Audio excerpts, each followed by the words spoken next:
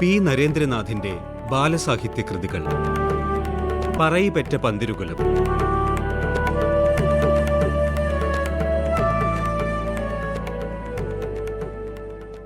അവസാനം കേരളത്തിലേക്ക് പോകാൻ തന്നെ തീരുമാനിച്ചു. യാത്ര ആരംഭിച്ചു. 1 മാസം കഷ്ടിച്ച് അങ്ങനെ കഴിഞ്ഞു. ഒരു ദിവസം വരരുചി യാത്രാമധ്യേ പഞ്ചമിയോട് ചോദിച്ചു, പഞ്ചമിക്ക് എന്താണിത്ര ക്ഷീണം?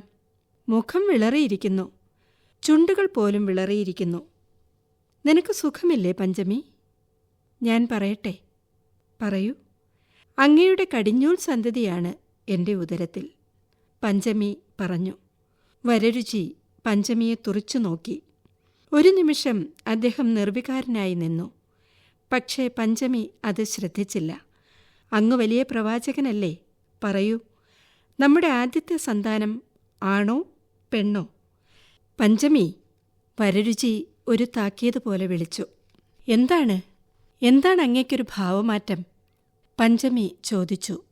നമുക്ക് ജനിക്കാൻ പോകുന്ന കുഞ്ഞുങ്ങളെപ്പറ്റി ഒരക്ഷരം സംസാരിക്കരുത്. മറ്റെന്തും പഞ്ചമിക്ക് സംസാരിക്കാം. പഞ്ചമി സംശയത്തോടെ ഭർത്താവിനെ നോക്കി. എന്താണ് അദ്ദേഹത്തിൻ്റെ മനസ്സിൽ?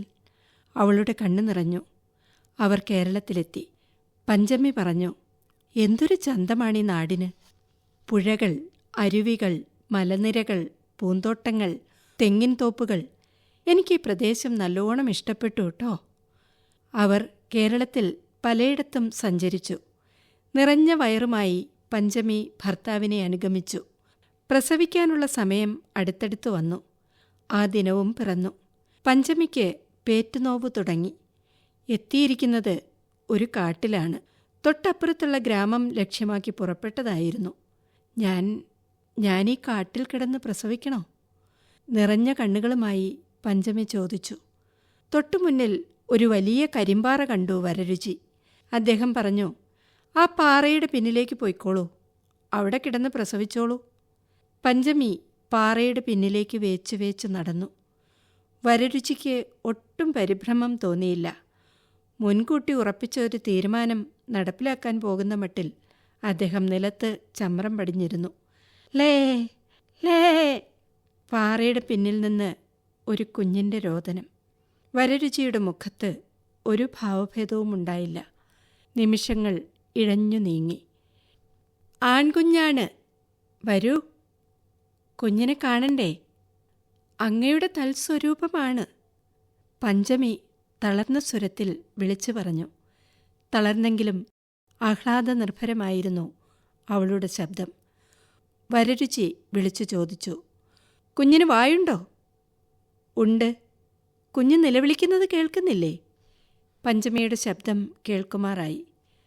കുഞ്ഞിന് വായുണ്ടെങ്കിൽ ഈശ്വരൻ ഇരയും കൽപ്പിച്ചിട്ടുണ്ടാവും. കുട്ടി അവിടെ കിടന്നോട്ടെ. പഞ്ചമി എൻ്റെ കൂടെ വരൂ. പഞ്ചമി പാറയുടെ പിന്നിൽ നിന്നും പുറത്തു വന്നു. അവൾ കാതരഭാവത്തിൽ ഭർത്താവിനെ നോക്കി. വരൂ, നമുക്ക് പോകാം, വരരുചി പറഞ്ഞു. പഞ്ചമി പാറയുടെ നേരെ വീണ്ടും വീണ്ടും നോക്കി.